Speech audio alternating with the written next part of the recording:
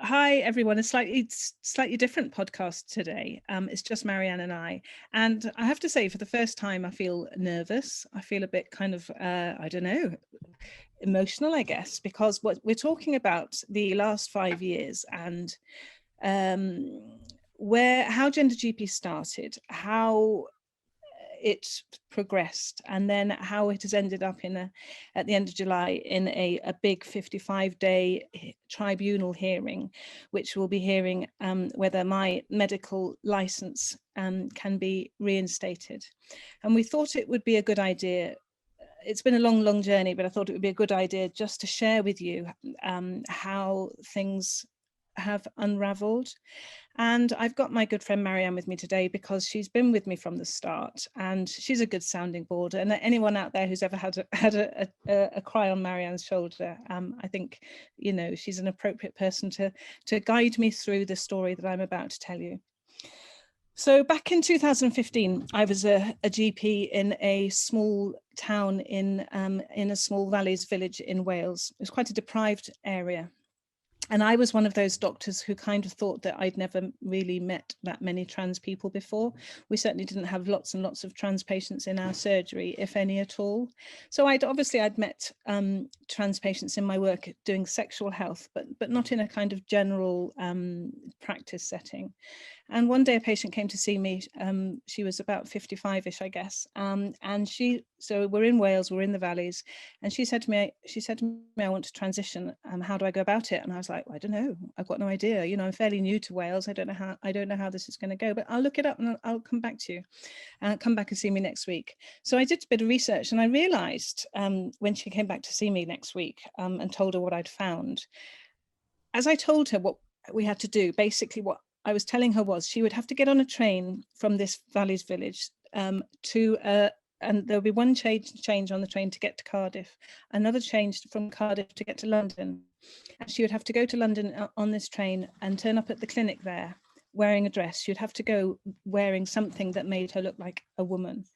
And she would have to then see the consultants there. And as I was telling her the story, you know, even the first bit getting on the train to the local train station to do the change to Cardiff was just not in this person's radar. Never mind presenting female on a train into London where she'd never been before. And as I kind of relayed the story, my words fell away, and I was like, this is just not going to happen, is it? And we both shook our heads. And I said, I tell you what, come back next week, I'll look up how to do it and I'll do it for you next week we'll have a chat.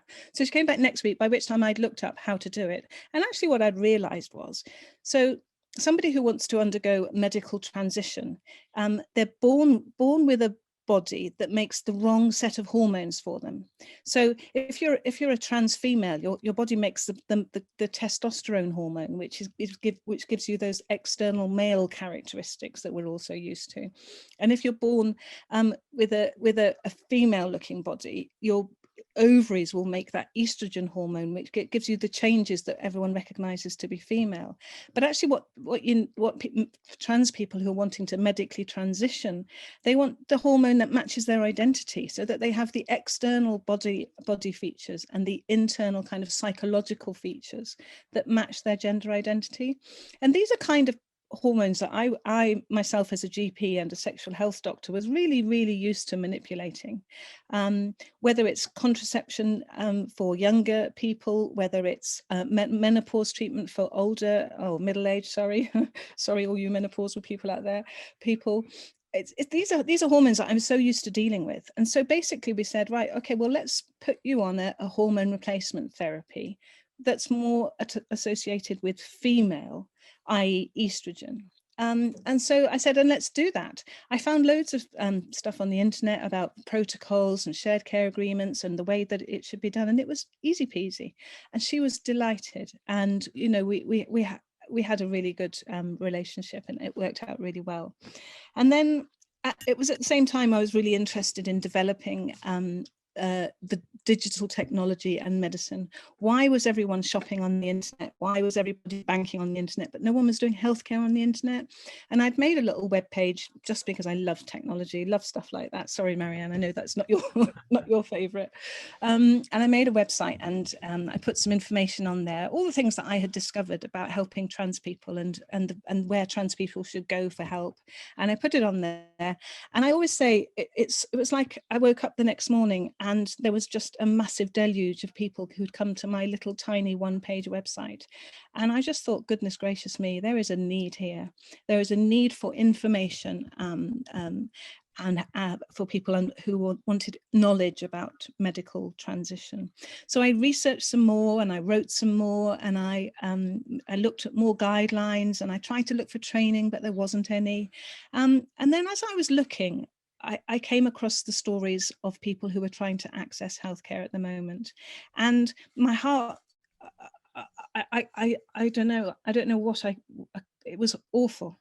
The stories that I was hearing of self-harm and suicide and anxiety and depression, of prejudice, of discrimination, of poor access to care. And I felt ashamed and embarrassed that my profession was treating a section of society in that way. And I think what really hit me was that there were young people being affected by this as well. And I was just, like I say, staggered, astounded, disappointed, shocked. I couldn't believe it. It was about 2016, so it was the time that the Women and Equalities report came out. And they pulled no punches. They stated very clearly that the NHS is letting down trans people. And I was like, whoa, that's quite a statement to be making. People don't criticise the UK NHS. That's bold. So GenderGP was born. It came from a little one-page website, and it developed into, I'll put everything here that I learn, everything here that people want to know, and I will answer your questions and I will try and help you. And before long, people were like, okay, that's really interesting, but hang on a minute, aren't you a doctor? Could you help me medically?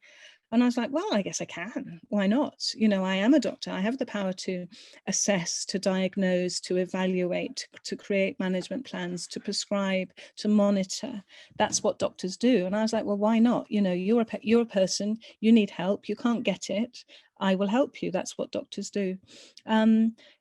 Maybe that was naive, but I thought that was the right thing to do, to help alleviate suffering and to help the trans people that I was hearing from to be able to live their lives better. And then I remember at the end of 2016, the trustees from Gyres, Bernard and Terry Reid, who have become great friends. Sadly, Terry Reid has recently passed, and my thoughts go to Bernard. But they contacted me and said, Helen, we'd like to meet you. And I was like, oh, goodness gracious me. I felt a bit scared, actually. I was like, this is a big charity running for a very long time, and they wanted to meet me. So anyway, my husband and I, Mike, went to London, and we had tea in a hotel with Terry and Bernard. And they told me ever such a lot. They told me a lot about the way that Gyres had been set up out of a similar kind of thing. Their daughter had faced discrimination in the workplace, and so the need was there for education, for law, for policy, and that's how Gyres was created.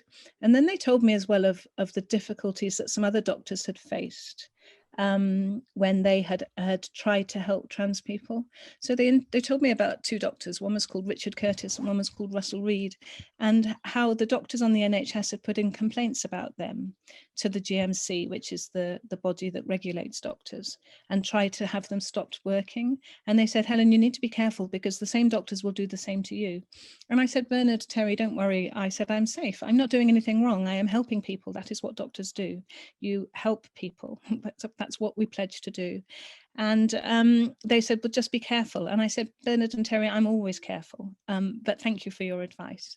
And we got the train home. And I remember so clearly that we got home, and on my doorstep was that envelope that every doctor dreads.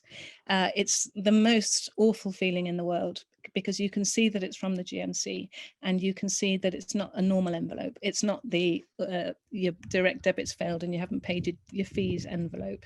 It's not the newsletter envelope. It's a big pack envelope. And I knew what it was. And that feeling of fear, of terror, was enormous.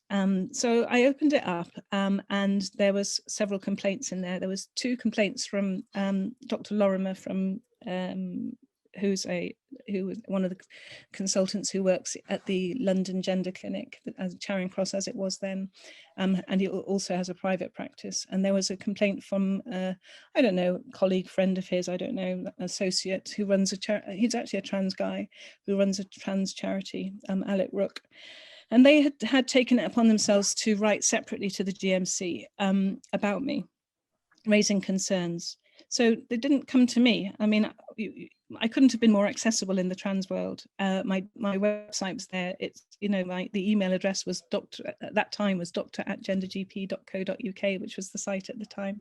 There's no point emailing that, by the way. It doesn't work anymore. But I couldn't have been more accessible. And I'm thinking to myself, why wouldn't these colleagues of mine who are working in the same field that I'm working, why wouldn't they contact me first? Why would they simply just write to my regulatory body and say that we have concerns? And those concerns were so, I don't know, so nebulous. Just, you know, she seems to be doing this and she seems to be doing that, and I'm not sure whether she's qualified, and we're not sure whether it's safe or not. And she seems to be casting her net widely, and she seems to be, you know, shouting her words loudly. And it's like, well, I don't really see what the problem with that is.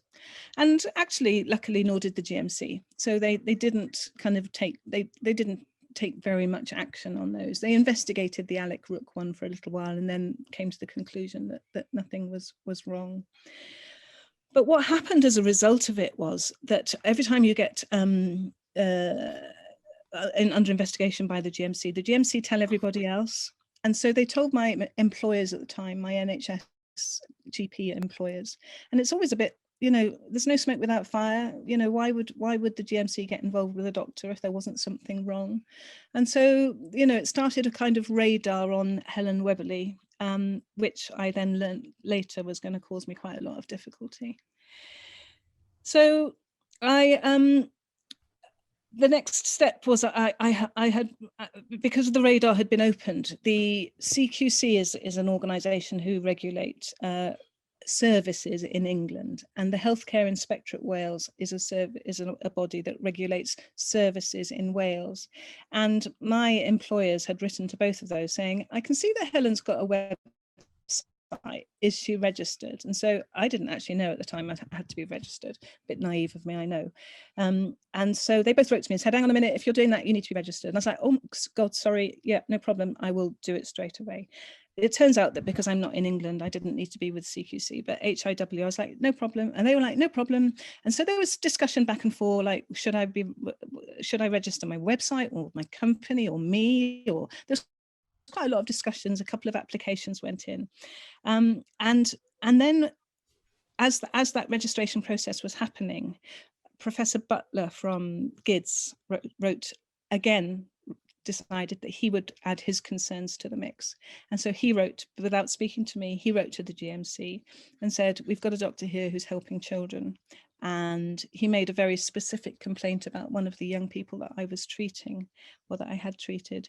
And it was a very serious, the issues that he said were very serious. He implied that I had seriously harmed this young person. And actually that didn't turn out to be true, but that's not for me to evaluate.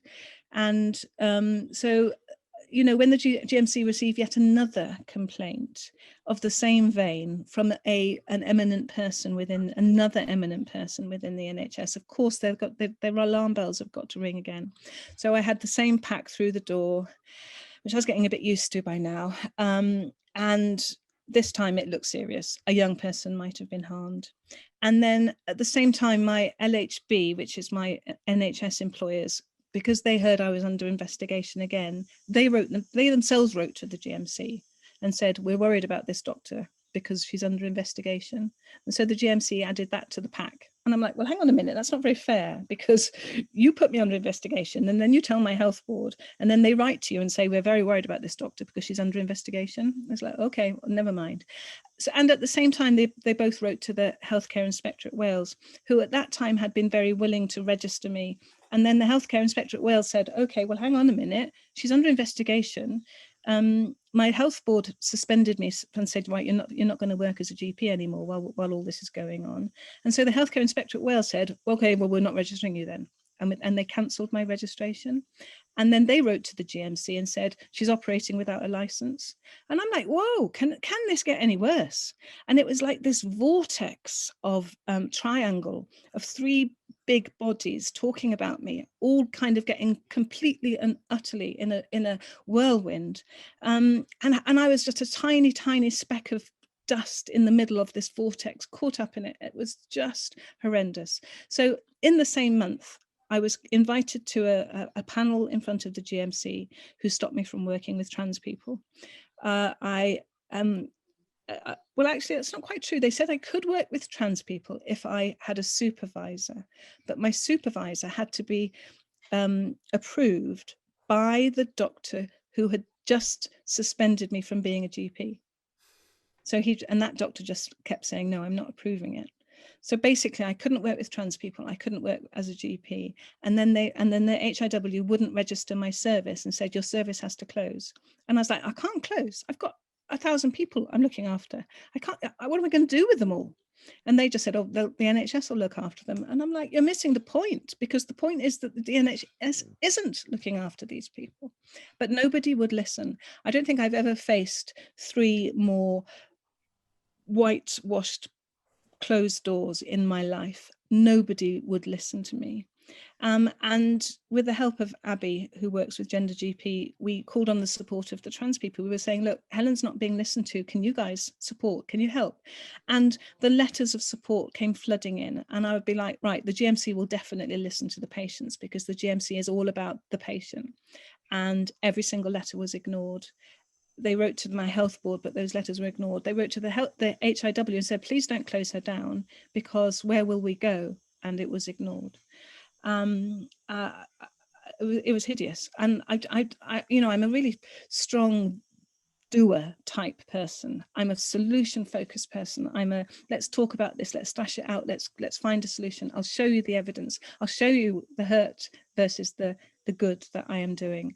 And not one person would listen. And I was like, whoa. And so they all suspended me for 18 months. And I thought, God, 18 months is such a long time. This was May 2017. And I just thought, that's such a long time. However am I going to manage not working for 18 months? And I thought, I'll just write it all down. I'll write the evidence. I'll show you. I'll show them.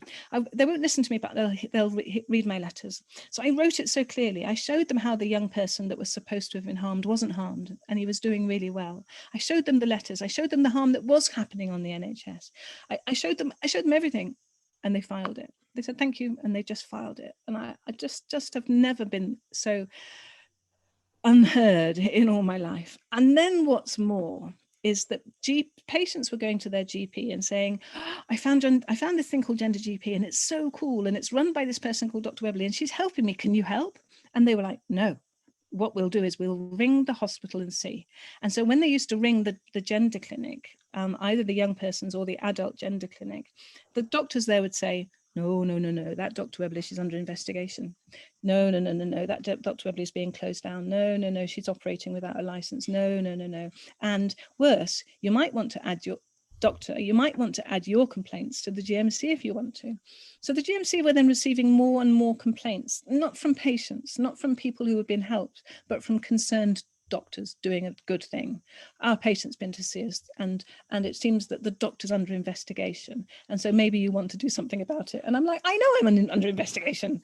It's not fair, but it just kept continuing. And then the GMC, one day they read something in the Guardian. There was an article in the Guardian about a non-binary person, and it had my name at the bottom. And so I got a letter the next day saying, we've added this to your investigation. And I'm like, all right, it's okay. So now you just read something in the newspapers and you just add it to my investigation. And then there was like, and I wasn't allowed to work by this time, but my husband Mike had continued running the service for us. And And then his complaints, he got complaints. Everyone was saying, well, Dr. Webberley, he can't do it. He can't be qualified. He can't be trained to do it. And so they would write to the GMC and say, he's doing it now. And then they would add that to my investigation. And my investigation pack was just like filling up like a, I don't know, it was huge. And not one person would listen to me, not one. And that lasted for the whole of 2017, 18. And by the end of 2018, I had been not just suspended from being a GP, but nationally disqualified from being a GP. So I can't be a GP, an NHS GP any longer. Even after all this is over, I can't return to being a GP without a big application process. I was completely suspended by the GMC in all of my work, so I had no income and not allowed to do my profession. And the HIW, Healthcare Inspector at Wales, when at the beginning they had worked with me to register my service for trans people, they said, okay, you didn't stop like we told you to.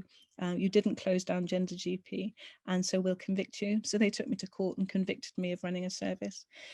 And again, you know, I had tried to speak to them. I had tried to speak to their medical advisor to explain that if I shut the doors on those patients, people would die. And they were like, no, we don't want you to talk to our medical advisor. We don't want to listen to you. We don't want to talk to you. So by the end of 2018, I was completely suspended, nationally disqualified, and I had a criminal conviction. I don't know how I coped, actually. I don't know how I coped. I think it's a difficult thing for humans to have that much pressure. But I did, and the community kept me going, completely and utterly kept me going.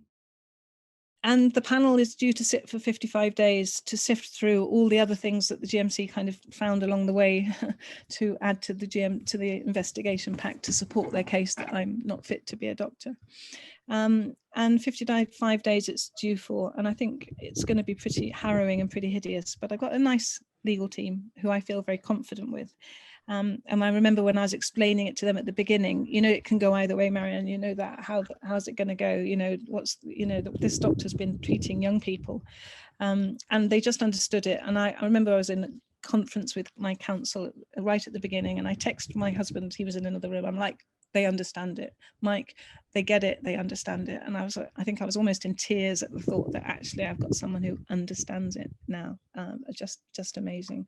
So I feel very comfortable and confident that they will get the right, be able to present the right story on my behalf, and at last my voice will be heard, along with the voices of those people who've written in and supported, and along with the voices of the experts on both sides, and also the voices of the people who raise concerns.